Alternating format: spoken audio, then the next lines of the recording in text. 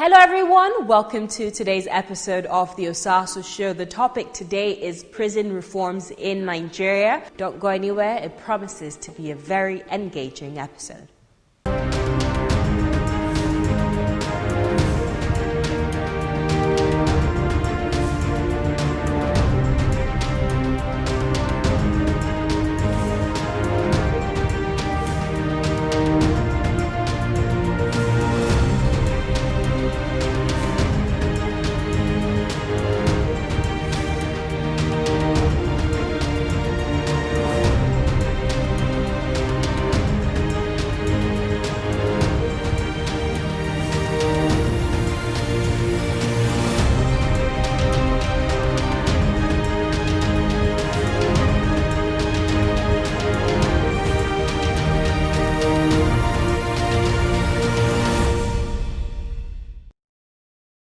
Welcome back to the Osasu Show. Joining us right now is the Honorable Justice of the Federal High Court, Abuja, Ishaq Bello. Thank you so much for joining us in today's program, sir. It's a pleasure being with you this afternoon. You're most welcome, sir. You were nominated to the International Criminal Court by President Muhammadu Buhari. First of all, we want to congratulate you on that nomination. You've done several work in albinism, activism, and you've also done a lot of prison reform work. Can you talk to us more about this achievement? Well, thank you so much for the opportunity. Talking about achievement, sometimes may run foul of rules of modesty. But since you have put me in a corner, that I have no option but to say just a little of what I was able to achieve since I assumed responsibilities as Chief Judge of the Federal Capital Territory. Before I was appointed Chairman of the Presidential Committee on Decongestion and Reforms, it was my practice as dictated by law that clothes me with the powers to go to prison as head of court to release those that are deserving. And while going, I go with NGOs that are willing to pay fines to those with option of fines. And then I normally will be presented with people that are so aged and afflicted by various ailments, and where the situation admits in terms of what offense, we order release of them. Or those who are sick and the prison environment and the conviction, the nature of the conviction will warrant, we ask them to go home, particularly looking at the fact that they might have already spent more than half of the prison terms dished out at the time of sentencing.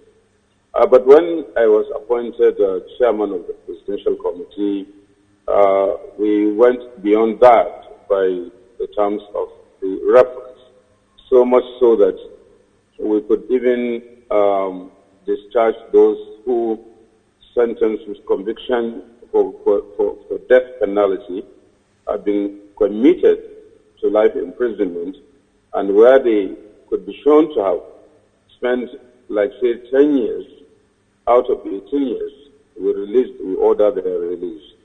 Not only that, people that have overstayed the provisions of the penalty, what I'm saying is, if say Section A of a law, penal provision, has provided for 3 years imprisonment, but during the course of our visitation, we found that we have spent 3 years, 2 months. He has already overstayed the period of the penal provision while he or she have been convicted. So we release such kind of persons.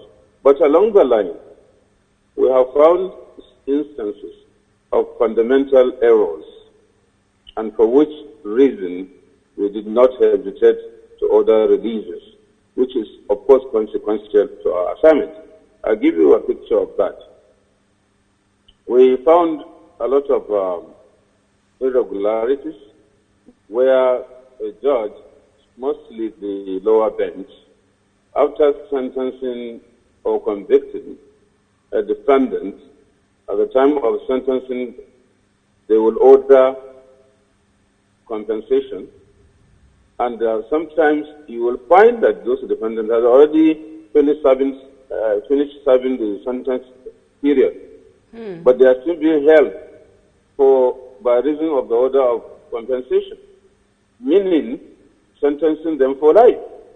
Because if it were fine, the judge would have said 6 years imprisonment or failure, 2,000 naira, and failure to pay the 2,000 naira additional period of a definite period of sentencing. But for compensation, there is no definite time of exiting until you make payment, and you are already in confinement. Where do you get the money? Now, we saw some instances where people were remanded for over 8 years without seeing the light outside the gate of the detention centers by order of magistrates.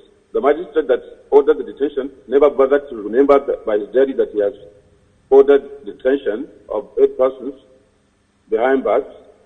The arraigning authorities never bothered to remember these people who were there.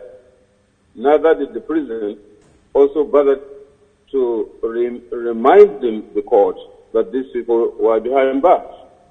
Now, when we were there and we made findings, what were the offense, and we were told they had, for over 4 years, gone beyond the maximum punishment if they had been convicted.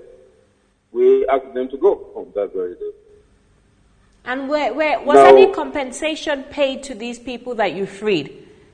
Prior to the coming into being of the Administration of Criminal Justice Act, the usual abstract representation of a victim of crime through state representation, meaning it's the state that is offended, and the victim is not attended to whatsoever, in whatever way, was the order.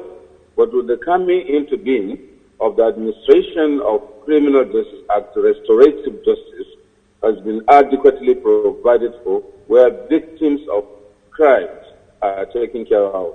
If it was now, and within this jurisdiction or within a jurisdiction where the Administration of Criminal Justice Act has been domesticated as law of that state, definitely there will be compensation for the victim of such a long period of detention. I see. I also wonder the consequences of this on women and children. I was actually shocked to know that women who are sentenced in Nigeria go into prisons with their children. What of the impact of this on the children, on the psyche of the young children that are forced to spend this sentencing with their mothers in prison? Is anything being done about that? That's a very important question which touches my mind seriously. The issue of having children with their mothers within confinement, the correctional service centers. My last outing was Akwa Ibom State, and I went to the women's section. I saw a lot of pregnant women. Don't be agitated to ask how did they become pregnant. No, they went into the prison pregnant already. By our finding. Okay. And then quite a lot of young ones there, and we become very curious and concerned about the pregnant women and of course the children that were also there. Now the explanation was that for the young ones, the children, normally they are never severed from their mothers until they attain, is it 10 months or 1 year? Then they are severed, they are taken out of the correctional service centers, and so the pregnant women are there held until they're delivered, and then when the child attains that period, are recognized by the correctional service centers, they are taken away from the mothers and out of the correctional service, because we really didn't take kindly to that scenario. So in fact, sympathetically, as a father, could not resist donating some money for the feed of the children, and also for the pregnant women, for the necessary drugs or supplements they may require to maintain healthy existence within the confinement there. Isn't it possible to have their children in a completely separate facility like they do in the United States, where the children are taken to some sort of childcare services while their parents are serving their sentencing time? Isn't it possible to do that in Nigeria? It's not impossible. It's not impossible to have that section where such kind of children could be kept and taken care of while their parents are within confinement. But you see that here in Nigeria, the culture of handing over the children to the relation of the wife or the relation of the husband or who is responsible for the child is something that is very much within us. But there's really nothing wrong in making such arrangement, because there could be situations where you may not find reliable persons that you can place the child in his or her custody. Let me give you a picture of what we have been planning to do here in the FCT. For quite some time, I conceived an idea of having a very standard, sophisticated family court, and within that structure, we'll have counselors that will be counseling not only couples in dispute, but children with their parents. You will have psychotherapists there, employed and paid fully. Now, within the same vicinity, you will have children and young persons court, apart from the family court, so that you don't take the young ones to the conventional court, which may not be in their best interest of formative years. And close to it, also, a rehabilitation center, because a lot of children are parted away from their parents as a result of social vices like drug habit, sleeping under the bridges. Now, instead of allowing these people to continue to lie under the bridges, the authority can have these young ones taken to the rehabilitation center. And after they have gone through cleansing and necessary medicaments, you take them to that section of counseling, and the psychotherapist within the section of the family court for reintegration with their family members. Now, instead of leaving them roaming around the streets and whenever there is threat of insecurity, these young ones are brought together. Some of them, their ages will be hiking so that they gain admittance into the prison. And shortly, story will start going, oh, the courts have congested the Correctional Service Center. So, we have this plan, and already a lot is being done for the project to take off, so that we'll have this standard arrangements where we take care of the young ones without having them within or having them to appear in the conventional courts where adults go. That's a truly laudable initiative, Chief Justice. I want to congratulate you on that. And I also want to appeal to you to maybe also add the issue of gender-based violence and a special court for rape cases. As you are aware, the IG of police recently announced that since January of this year till May of this year, over 717 rape cases have been reported. NAPTIP has also reported an additional 149 cases. So I wonder if it's possible for you as the Chief Justice of the FCT to set up a special court for cases such as rape and gender-based violence. We don't take lightly to issues of rape or domestic violence. In the course of my going around for decongestion, I had a series of presentations of persons to be released for one ailment or another, but on discovering that what took them in there is the issue of rape, we declined to ask them to go. The only two instances that were allowed a case of two individuals who are in there for rape to go home is because of their age factor. One in Jigawa, about 85 years. When we insisted seeing him, he was brought on a stretcher, already bedeviled with age factor and series of ailments. He didn't even know where he was when he was brought. So I said, if we allow this one to go home, he will not have an opportunity to do it again, because already God is asking him, why did he do this by the condition we found him? And the same situation we found, I think, in Akwa Ibom. That one is almost 90. He was brought to us like a bunch of men down.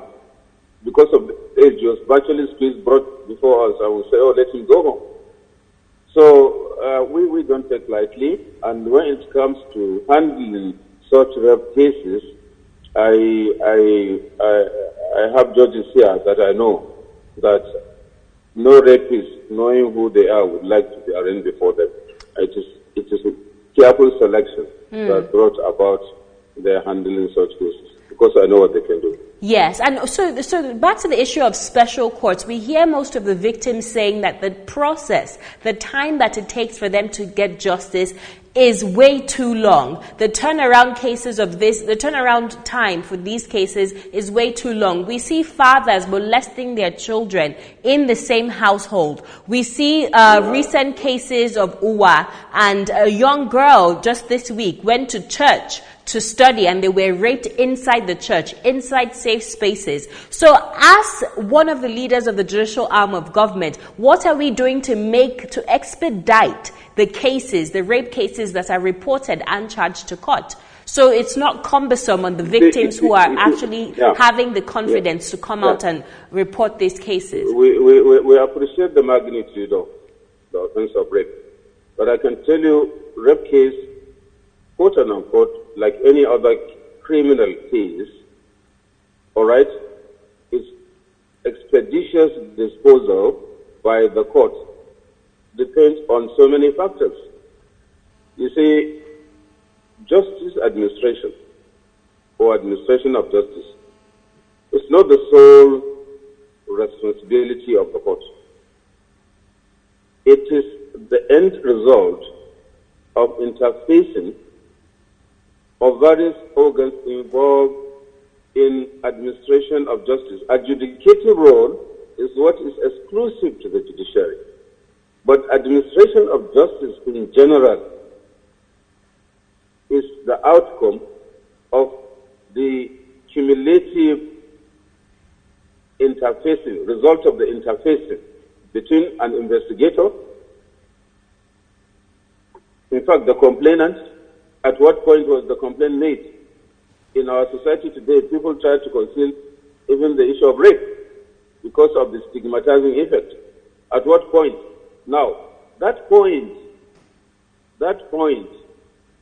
a lot of things would have happened, and the evidence would have been lost without promptitude in reporting the complaint. Now, after reporting the complaint, what duration did the investigation take? Has the investigation been done effectively, leaving no opening for the case to collapse along the way? Now, if it is done, is it a competent prosecution that is presenting the case before the court? Because it's one thing for a case to be properly investigated and then to be properly presented before the court, legally admissible evidence.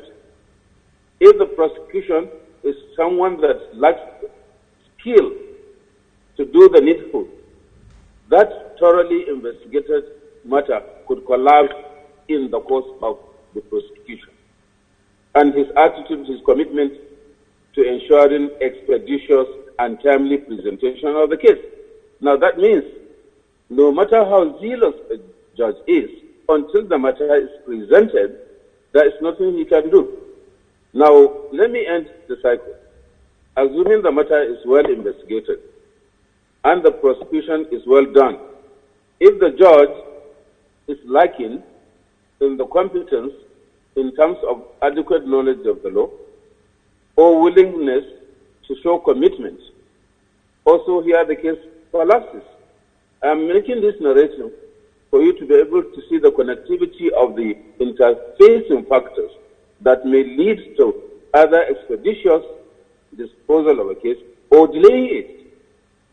As far as courts are concerned, with the present institutional mechanism of even dismissing judges for non-delivery of judgment within time, no judge wants a matter to be lingering before his court, except for some of these factors that I have narrated to you.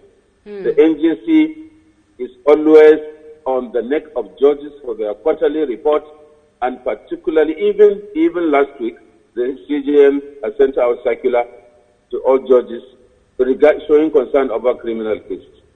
But sometimes we forget that institutions that are not within the control of the Chief Justice or the National Judicial Council have not played their own role.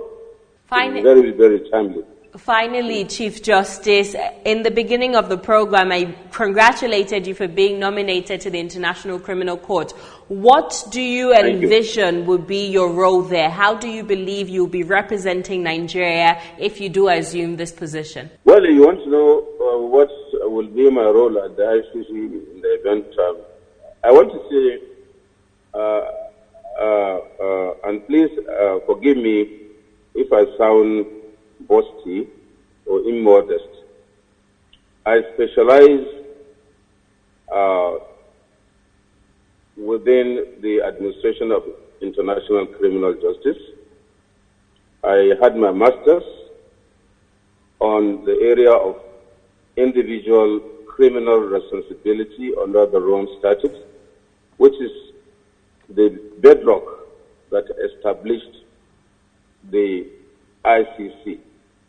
So I am already within terrain of the regime that brought into existence the ICC itself. But then, most fundamentally, the ICC is concerned, as by mandate, with humanitarian offenses, genocide, what you have just spoken of, rape, particularly for the purpose of ethnic cleansing, and impunity in general, the general word to cover most of these heinous crimes that bedevil the universe. Since the post-World War, the experience of the war, the experience of the post-World War made nations to start thinking of how the sense of universal justice could be achieved. Now, I can tell you that while there, my primary concern is to look onto any element of impunity that court will address, and I will be part of the team that will see over that by the grace of God in order to make universal peace and respect for human rights and dignity worth fighting for through litigation in that court. In a nutshell, that's what I intend to do. Awesome. We wish you all the best in your future endeavors, and we hope that everything goes well and you represent Nigeria with flying colors in your new position by the grace of God. Thank you so much for your time. Thank you. I appoint you from today as part of my prayer warriors. I duly accept. Thank you so much, sir. We hope you stay safe. You're most welcome. That's it for today's program. Do follow us on social media at The Osasu Show, at TOS TV Network, at Osasu Igbinedion on Instagram, Facebook, and Twitter. Visit our website, www.tostvnetwork.com, to read news on sustainable development and current affairs across Africa. I'll see you same time, same place next week. And until then, take very good care of yourself. God bless you.